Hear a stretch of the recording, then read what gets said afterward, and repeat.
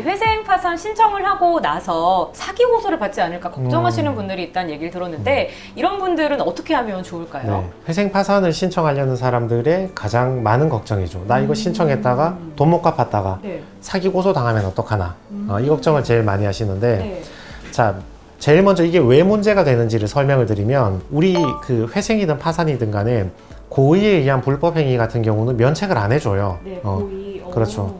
쉽게 얘기해서 내가 누구를 사기쳤어 그냥 대놓고 사기쳐서 저 사람이 나한테 사기당한 돈 1억을 배상하라고 이제 이렇게 들어왔는데 나를 네. 고소해서 나는 유죄가 됐고 나는 사기꾼이 됐고 나한테 1억을 배상하라고 했는데 이걸 파산 회생해달라 한다고 해주면 안 되잖아요 이거는. 아, 그렇죠. 도의적으로 그렇죠. 좀 뭔가 이상하네요. 예, 그렇죠. 그래서 이미 법적으로 제도를 만들어 놨어요. 이런 불법행위 채무 같은 경우는 이제 면책을 해주지 말라고 만들었는데 네. 이게 사기인지 불법행위 손해배상 채무인지 고의에 의한 손해배상 채무인지는 뭐 기준이 명확하지가 않잖아요. 그렇죠. 뭐 약간 사기 같기도 하고 그냥 뭐 채무 불이행 같기도 하니까. 네. 그래서 회생법원에서는 사실 사기인지 아닌지를 판단하는 법원이 아니고 사기인지 아닌지를 판단하는 법원은 형사법원이에요. 두 개 다른데 네. 피해자가 가해자를 고소를 해서 경찰이 보니까 사기꾼 같네, 유죄 같네 해서 검찰로 송치를 하고 기소 의견으로. 그래서 검사가 이거 사기 맞네. 법원에 형사법원에 가서 그 기소를 하면 공소에 제기를 하면 형사법원 판사님이 보고 당신은 사기입니다 하고 유죄 확정 판결을 내리면 그때 사기가 결정이 되거든요. 그러니까 그 전까지는 약간 유동적인 상태, 부동적인 상태야. 부정적인 그렇죠, 이게 상태니까. 고의가 들어갔다고 그렇죠. 하더라도 그냥 단순하게 네네. 이건 사기야라고 그렇죠. 판별할 수가 없으니까 그건 여러 가지 과정이 좀 복잡하네요. 그렇죠. 그러니까 회생 재판에 들어가면 채권자, 채무자가 서로 자기 주장을 하는 거죠.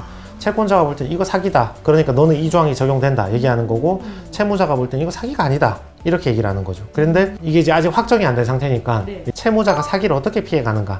두 가지 방법이 있어요. 네. 첫 번째는 형사상 사기가 아니라 민사상 채무 불이행으로 빠져야 됩니다.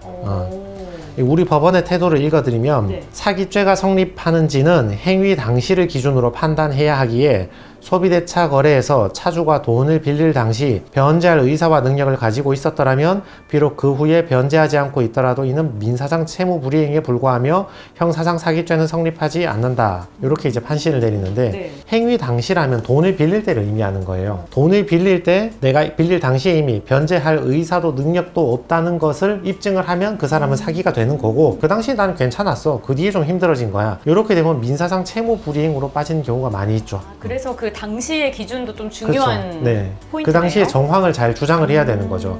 이게 만약에 돈을 빌려주고 떼이게 될 사람이 경찰에 신고를 했다 이러면 변호인 입장에서는 의견서를 제출해서 저 사람에게 변제할 의사와 능력이 있었다는 것을 입증해 주는 것이 좋고 네. 만약에 저 사람이 경찰에 구두 신고를 했다면 차라리 좀 미리 좀 변론을 잘 해서 의견서를 잘 내가지고 접수 자체를 좀 안 되게 해주거나 구두 신고하는 경우는 좀 중언부언하는 경우가 많거든요. 네. 그래서 경찰이 좀 말 같지 않으면 접수 안 하는 경우도 많아요. 네. 그렇게 처리해버리거나 접수가 됐다 해도 혐의 없음으로 빨리 빼버려야 돼요. 이렇게 해서 형사사건이 커지지 않게 이렇게 조기에 진압을 해버리면 그 기소될 일도 없으니까 네. 그럼 이제 회생재판으로 넘어올 일도 없는 거죠. 그게 형사재판에서 유죄를 받은 적도 없으니까 그 기록이 형사법원에 제출될 일도 없는 거고 그럼 채무불이행으로 그냥 탕감받고 끝내버리면 되는 거죠. 그러면 두 가지 중에 한 가지를 말씀을 해주셨는데 그 다음은 좀 어떤 게 있을까요? 자, 이거는 처음에 과거의 관계를 좀 설명하는 게 중요한데 여기에 대한 그 최근의 판례를 하나 읽어드리면 소비대차 거래에서 대주와 차주 사이에 친척, 친지와 같은 인적 관계, 계속적인 거래 관계 등에 의해 대주가 차주의 신용 상태를 인식하고 있어 장래의 변제 지체나 변제 불능에 대한 위험을 예상하고 있었거나 충분히 예상할 수 있는 경우에는 차주가 차용 당시 구체적인 변제 의사, 변제 능력, 차용 조건 등과 관련해 소비대차 여부를 결정지을 수 있는 중요한 사항에 대해 허위의 사실을 말했다는 등의 다른 사정이 없다면 차주가 그 후 제대로 변제하지 못했다는 사실만 가지고 대주를 기망하였거나 편취의 범위가 있다고 단정할 수 없다. 뭐 이런 말이 있는데 이게 무슨 뜻이냐면 네. 모르는 사이에 갑자기 돈을 빌리는 경우가 있을까요? 쉽지 않죠. 그렇죠. 누가 고소를 하는지를 보면 돼요. 아. 자, 우리 채권자 목록에 뭐 신한은행, 뭐 삼성카드, 뭐 이제 무슨 대부업체 캐피탈, 뭐 옆집에 있는 홍길동씨, 내 상거래처 김길동씨 이렇게 쭉 넣었어. 누가 고소할 것 같아? 고길동 씨와 홍길동 씨? 맞아요. 맞아요. 삼성카드, 신한카드, 대부업체는 정말 명백한 범죄의 증거나 이런 게 정황이 없다면 고소하는 경우가 잘 없거든요. 대부업체 네. 이런 데는. 주로 고소하는 건 개인이에요. 감정이 상한단 말이야. 사실 삼성카드 담당자는 자기 돈 빌려준 건 아니잖아요. 그렇죠. 회사 돈이지. 걔는 보고 이제 업무는 일대로 처리하면 되는데 홍길동 씨는 단돈 1,000만 원을 떼어도 자기 돈을 빌려줬다고. 이게 법적으로 되고 안 되고 간에 내 기분이 너무 상하는 거야. 그래서 주로 고소하는 거는 개인 간 금전 거래거든요. 네. 근데 여기 이제 판례를 보시면 친척이나 친지 같이 인적 관계 이런 거는 예전부터 저 사람의 경제 상태를 알고 있잖아요. 저 얘가 이미 예전부터 돈이 없었어. 오랫동안 알던 사이고 친척 동생이 돈이 없다가 좀 계속 힘들어하다 돈을 빌려갔다거나 특히 상거래처에서 계속적 거래 관계 물건 받고 내가 납품하고 이런 게 몇 년 동안 이어졌으면 이 거래처가 이미 예전부터 변제하기 힘들 정도로 경제적으로 힘들어졌다는 걸 네. 업계에서 이미 알고 있는 경우가 많이 있거든요. 요걸 좀 증명을 해주면 돼. 그렇다면 판례가 하는 말은 이미 그런 사실들을 개인적, 인적, 상거래 관계에서 이미 잘 숙지하고 있었다면 이거는 기망한 게 아니다. 속인 게 아니다. 또는 편취의 범위가 없다. 내가 사기치려고 했던 고의가 없다 이거죠.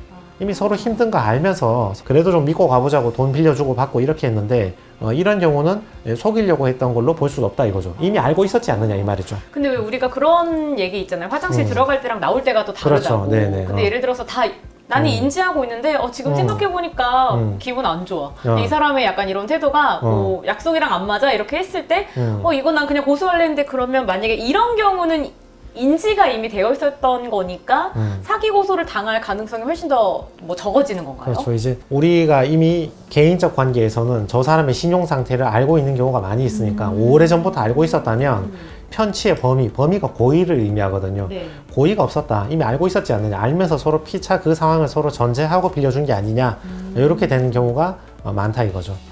그래서 빌릴 당시를 상황을 잘 설명해서 민사상 채무 불이행으로 빠지거나 아니면 오래전부터 알고 있던 그 관계를 잘 소명해서 기망이 없었다거나 편취에 사기에 고의가 없었다는 걸 두 가지 방법을 이용하면 불법 행위가 아니라 그냥 단순 채무 불이행으로 빠질 수 있으니까 이때는 탕감을 좀 받을 가능성이 높아진다. 고소에 걱정을 할 필요가 없다. 네. 이런 뜻이죠. 그러니까 많은 분들이 이제 이 사기 고소에 대해서 걱정을 많이 그렇죠. 해주시는데 네. 이 사기 고소를 받을 때 문제가 되는 것들이 이제 고의가 있었는지 이게 예를 들어서 어떤 출처에 의해서 어떤 의도가 들어갔는지도 굉장히 중요하고 거기에다가 이제 사기를 피하는 방법이 두 가지가 있었는데 그 중에 첫 번째는 민사상 채무 불이행. 근데 이제 이 부분은 행위 당시의 그 기준이 그렇죠. 굉장히 네네. 중요하다고 말씀을 해주셨고 그 다음에는 이 고소하는 상대방이 이 빌려줬던 사람의 상황을 충분히 인지하고 있는지 그렇죠. 이 네네. 수준도 굉장히 중요하다고 이렇게 말씀을 좀 해주셨습니다.